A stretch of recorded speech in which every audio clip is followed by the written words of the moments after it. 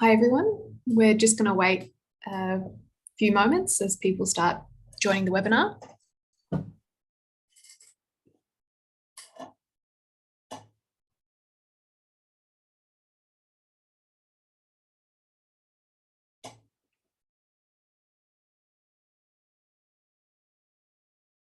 All right, I'll start us off. Hi everyone, welcome to the fourth webinar in our series of 8 webinars on Housing First principles. Today we will be discussing the principles in practice, flexible support for as long as needed, and active engagement without coercion. In starting, I would like to acknowledge the traditional owners of the lands that we are meeting on today. And I would like to acknowledge the Wurundjeri people of the Kulin Nation, who are the traditional owners of the land that I am meeting you from. I pay my respects to their elders past and present, and to any elders who may be here today. I acknowledge that sovereignty was never ceded, and this always was and always Aboriginal land. I would also like to acknowledge the significant loss experienced today in the passing of Elder Uncle Jack Charles, and pay my deep respects to his family, friends, and community. If there's anyone in this webinar who is hearing this for the first time now, please take time, whatever time you need to. I'll start off by introducing us. So my name is Charlotte. My pronouns are she, her, and I'm from Sacred Heart Mission in Melbourne, Victoria. My co-presenter today is Michaela. Pronouns are also she, her, and Michaela is from Western Australia, Alliance to End Homelessness.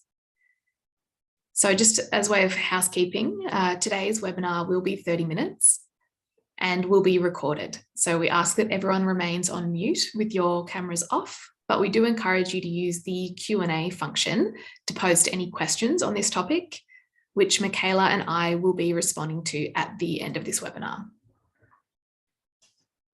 Good morning, everybody. So if you missed the last session, you can find the recording of the last webinar on the Council of the Homeless Persons YouTube channel, which Trish will put in the chat for you later.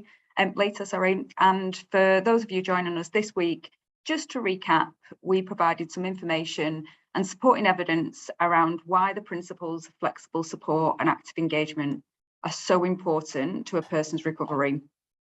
We also spent some time breaking these down and providing some examples of what have been in place and the vision for the future of Housing First that is fully incorporated into practice, contracts, and the wider system. So today's focus again will be the same 2 principles that we looked at in the last webinar, how you can put them into practice, or how you can tweak your practice even if your programme isn't a Housing First specific programme.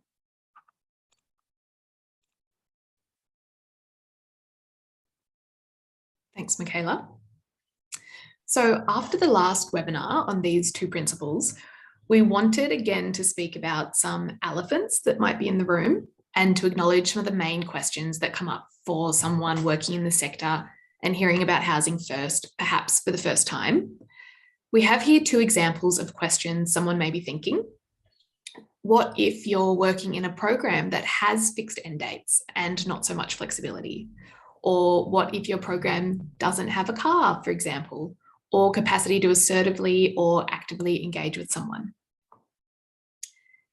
In other words, some reflections or concerns regarding barriers may be that not all organisations or teams are operating from the Housing First approach, and that many may not have the funding or resourcing currently to be able to offer flexible support for as long as is needed or to allow active engagement, where the onus is on the worker to engage, and that support periods currently are promptly being closed due to the lack of engagement. So in addressing questions around resourcing, funding, program structures, current rules around disengagement in programs, we wanted to pose these 2 questions and we'll aim to respond to them in the webinar. I'll be going further into this first question. How do we move from the traditional homelessness service sector towards a Housing First approach in relation to these 2 principles? And later on, Michaela will be zooming into this second question. Are these principles achievable in the sector that we have now? So how do we work towards the sector we want when concerns about funding and resourcing are identified barriers to change? First of all, we can highlight the evidence base and wider cost effectiveness of Housing First to support decision-making around program redesign or program improvement. So for example, here are some excerpts and themes from the Australian Housing and Urban Research Institute report, Housing First, an evidence review of implementation, effectiveness and outcomes.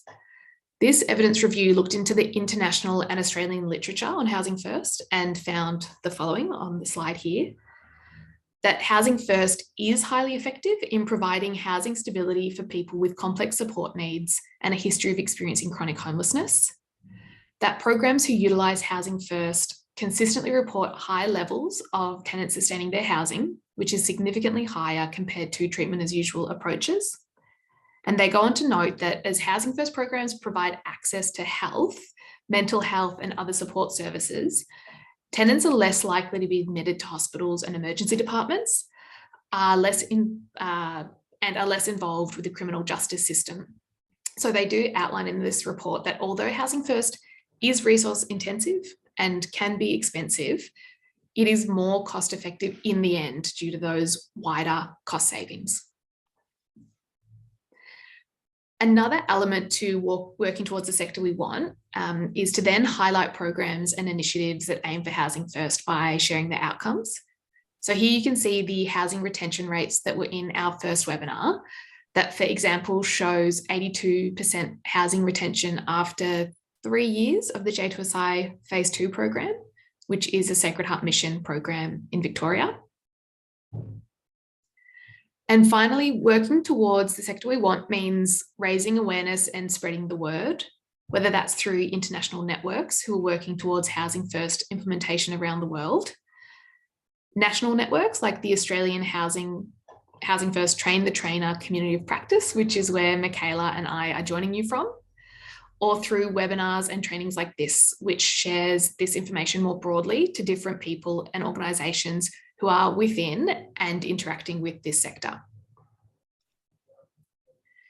Before I move on to discussing examples of program shifts and organisations adapting to these approaches, I want to bring us back to this slide, which has been in some of the previous webinars, which reminds us who Housing First is primarily for.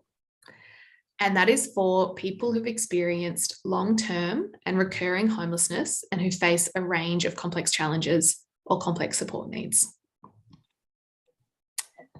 So I'm going to be speaking about a case study example of an organisation undertaking a program redesign, which resulted in case management roles moving from a more traditional service approach to aligning more closely with Housing First approaches.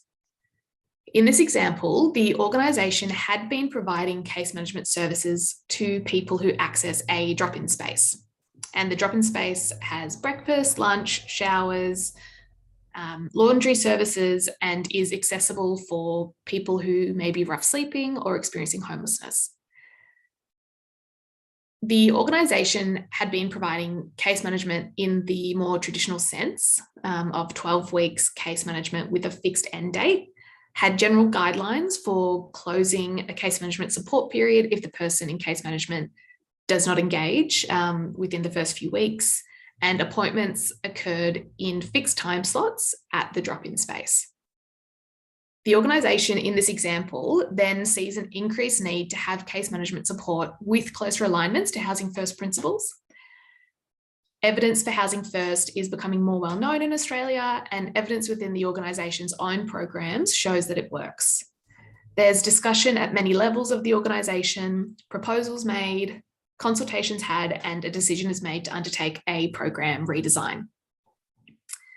This organisation shifts their case managers and the case management resources from the drop-in hub and links them with an outreach team who does have access to cars. The drop-in hub continues to provide critical immediate support and brief intervention work. The case managers are now able to use shared cars to complete outreach and meet the person accessing the service where the person is, whether that's their new home or at one of their anchor points in the community. And case managers can update undertake appointments flexibly in a space that suits the individual. The organisation has undertaken steps to increase funding through fundraising and other avenues, and this results in further flexibility to their case management allocations, and they're able to increase their support periods from 12 weeks to 6 months, 12 months, or even longer if required.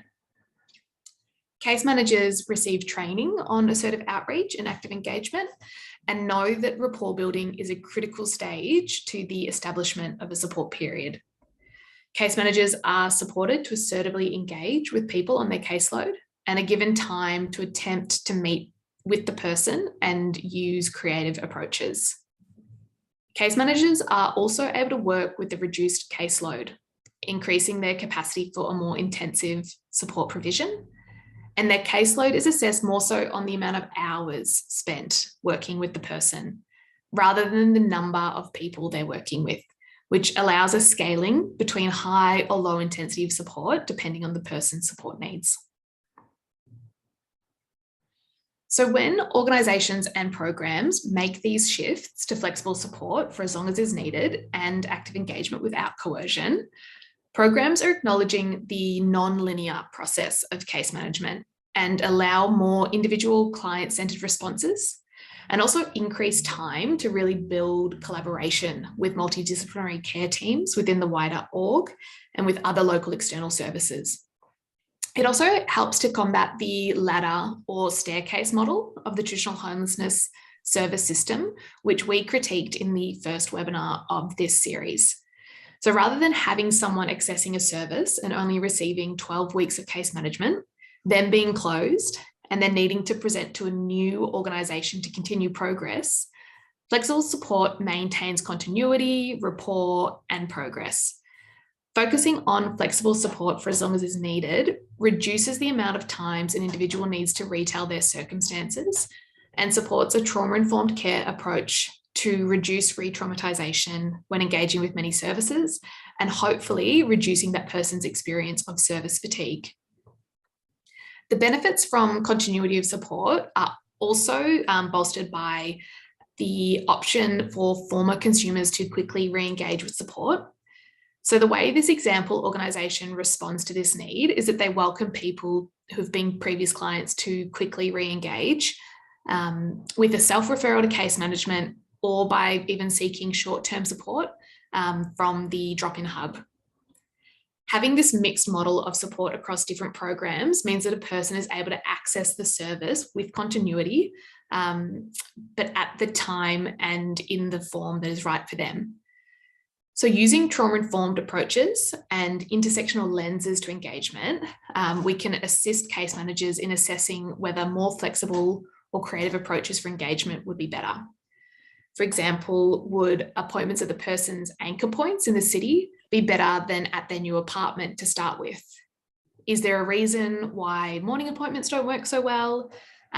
If case managers are trying to text and call, is the person's phone perhaps not working or lost? And can we look at leaving a note or a message with one of the anchor points if we have consent to do so? Active engagement really builds on the last point on this slide under flexible support for as long as is needed, which is that the onus is on workers to maintain the relationship within case management. The idea that someone isn't engaging and therefore support needs to be closed has unfortunately been a common theme in some traditional homelessness services and indeed many other services in the wider community sector. And this acts as a barrier for many people with more complex support needs, reducing an equity of access. This last point under active engagement links with the first webinar in this series, highlighting that housing and support are separated, and therefore the case manager should continue to work with the individual even if they lose or leave their housing. Examples of these program shifts and redesigns are happening all the time. And in particular, a program's capacity to re-envision their approach to flexible support and active engagement can be really tangible, whether it's through retraining of staff, reallocating of resources, or redesigning programs. we're seeing increasing shifts towards housing first in programs across the country and internationally. However, making change at organisation or program levels is just one piece of a much bigger puzzle. And to learn more about the scaling up of Housing First programs and also the heightened push for system-wide change, look to the Housing First Europe Hub, where I've put a link here, and their mission to support organisations and governments to end homelessness by also applying the principles of Housing First to the whole system. I'll now hand over to Michaela. Thanks, Charlotte. As Charlotte mentioned, in this section, I'll provide tips and things to consider about your own or your services practice and support the principles of active engagement and flexible support for as long as it's needed. So if you look at somebody from exiting, I'm just going to use a youth out of home care example for this, but if we can look at lots of different examples from different accommodation services into adult transitional accommodation, all of the elements of flexible support and active engagement have the potential to be fractured. I've seen this happen in a service, and at the time, the outcome for the young person wasn't great, with the young person actually exiting to the streets for a few nights. The young person came back and it provided the opportunity to really reflect as workers and for the service to reflect on their policies, practice, and how they could continually improve. So if we look at the elements that make up these principles, let's break them down. So the continuity, the young person couldn't return to the youth home. His time was up because of his age, and he was aging out of that service. Although there wasn't youth accommodation services that were explored a little bit more around that 18 to 25 mark. So he was transitioned to an adult accommodation service. So the holistic approach to his support in the youth out of home care was very different approach to support, and a transitional staircase model with limited time in that accommodation services means that they usually focus on trying to get someone into the next accommodation option because they need to have somewhere to go in 3 months' time when that accommodation option ends. The intensity of support may have been different in a smaller home with reduced numbers of people. However, it's usually one level of support in a transitional accommodation for all. The accessibility, availability, and compassion again had been fractured. So the young person had lost his connection to the youth home, to the youth workers, to the other young people that were in that accommodation, and he couldn't access his previous workers because he was timed out. He now had set appointments times with the caseworkers usually having high caseloads, which often hinder the workers' creativity. Relationships and trust for this young person, it had been broken time and time again, from family, foster homes, friends, and now from his youth service because he transitioned to adult. The responsibility had changed dynamics massively, whereas before the support was in-house and he was often able to go and seek the youth worker out when and if needed. The onus was now on the young person to turn up to set times of appointments. And the persistence of new workers saw his acting out behaviour as challenging behaviour rather than really unpacking and trying to understand the why.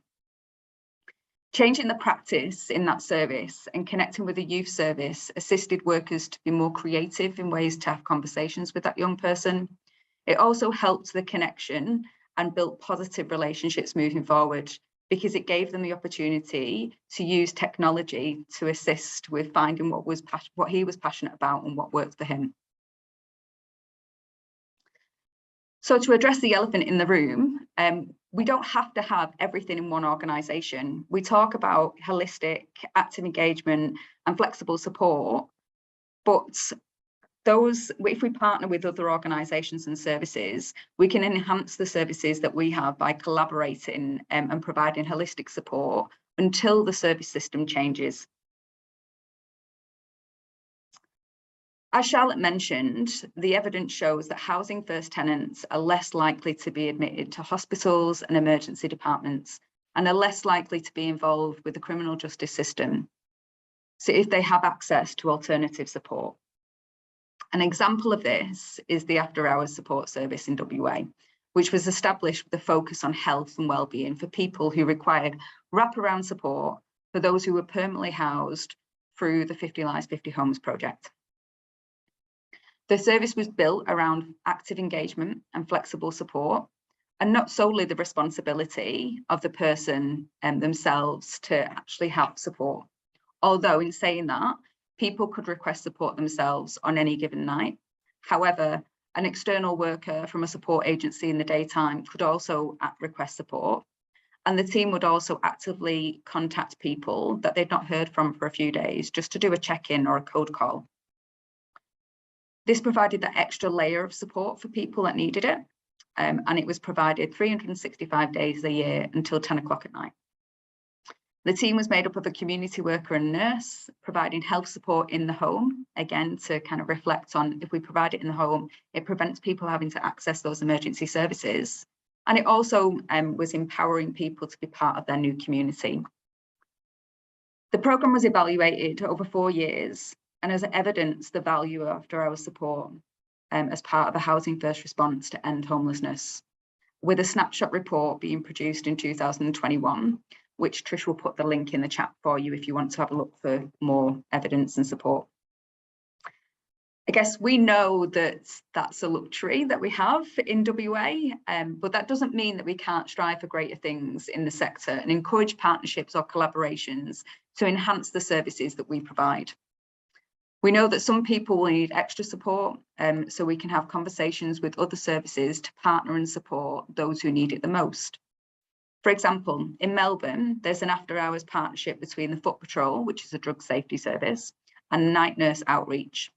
Although they are focused on street-present people, they may be supporting somebody who needs a housing first response. And you, as a worker, may be supporting somebody that needs that kind of support.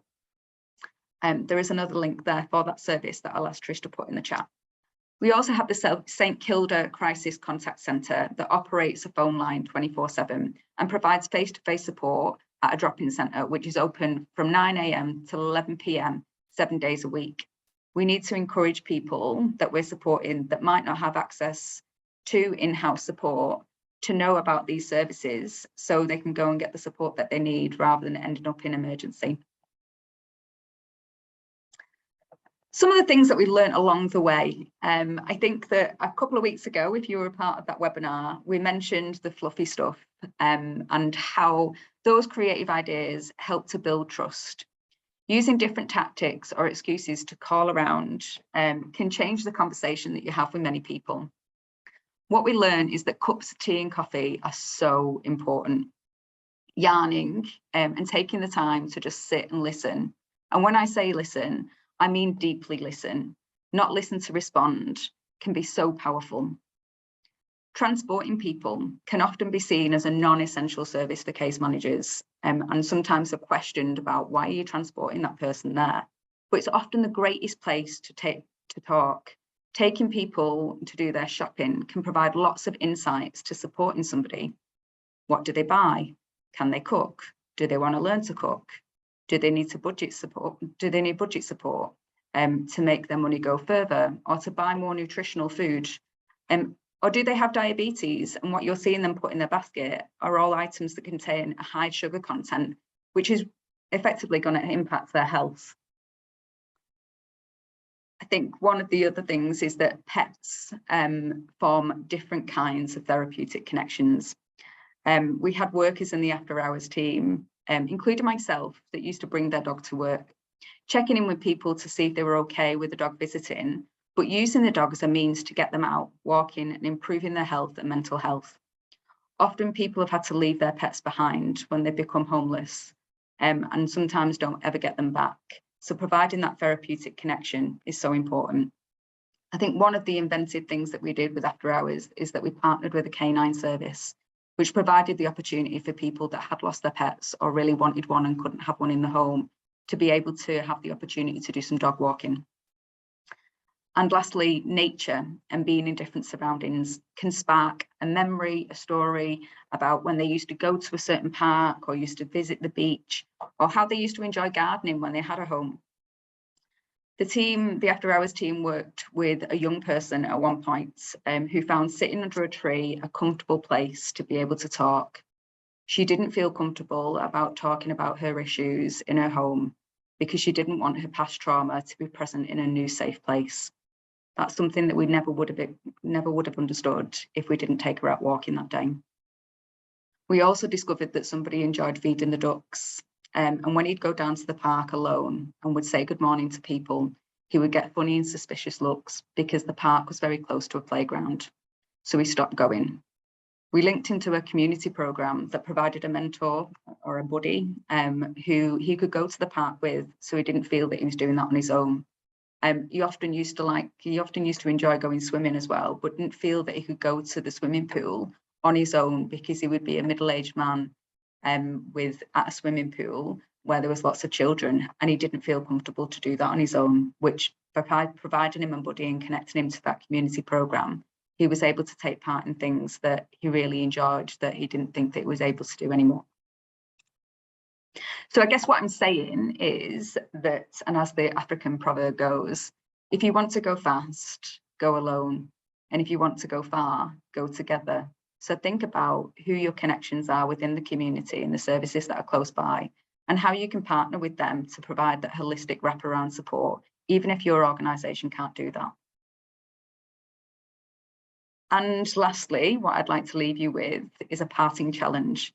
So over the next couple of weeks, if you usually meet somebody in your office or in their homes, try meeting somewhere else with different surroundings, get them out into nature, walking or taking them to the park. And if you work in a drop-in centre or accommodation service where you don't have the opportunity often to go out and meet people where they're at, ask somebody what their favourite movie was, or band or song. You might learn something that you didn't know, or you might find that you have a mutual interest. And if you don't, it'll give you some homework to do so you can better connect with that person the next time you meet. So that's the end of our webinar today, and we're happy to take a couple of questions.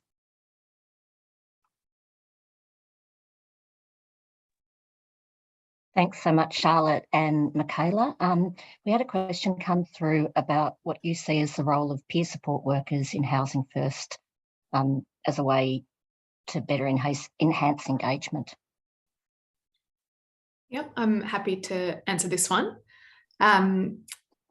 The collaboration with peer support workers is critical in engagement at times, and being able to have peer support workers within a team that also has case managers and perhaps other multidisciplinary roles means that a worker can collaborate and perhaps do two-up with the peer support worker. And perhaps if that rapport has really clicked and engagement has really happened between the peer support worker and the person accessing the service, the supportive housing case manager or whatever that housing worker's role is, can really borrow some of that rapport and link in with that kind of borrowed trust. The other side of that is really embedding lived experience expertise in training. From peer support workers, or in Victoria, we're really lucky to have the Council to Homeless Persons Peer Education Support Program, and having training opportunities, particularly around these topics of active engagement and focusing on that element of no coercion, I think is a really critical part in this as well. Thanks so much, Charlotte. We have had another question come up, but we also have hit time. So I will attempt to pass this on to our future trainers in the upcoming weeks, and just hand back to Michaela and Charlotte. And thank you so much for your time and everyone for attending. Thank you. I did just see that question come in, so I'm happy to email a response to that because I think it's really important. But I would just like to say thanks to everybody for joining us today, and we'd also like to thank the Council of Homeless Persons and Homelessness Australia for bringing these webinars to your screen. We would also like to remind you that you can join Liam and Leah for the next instalment of Choice and Self-Determination on the 27th of September, and we hope to see you all again next time. Thank you very much. Thanks.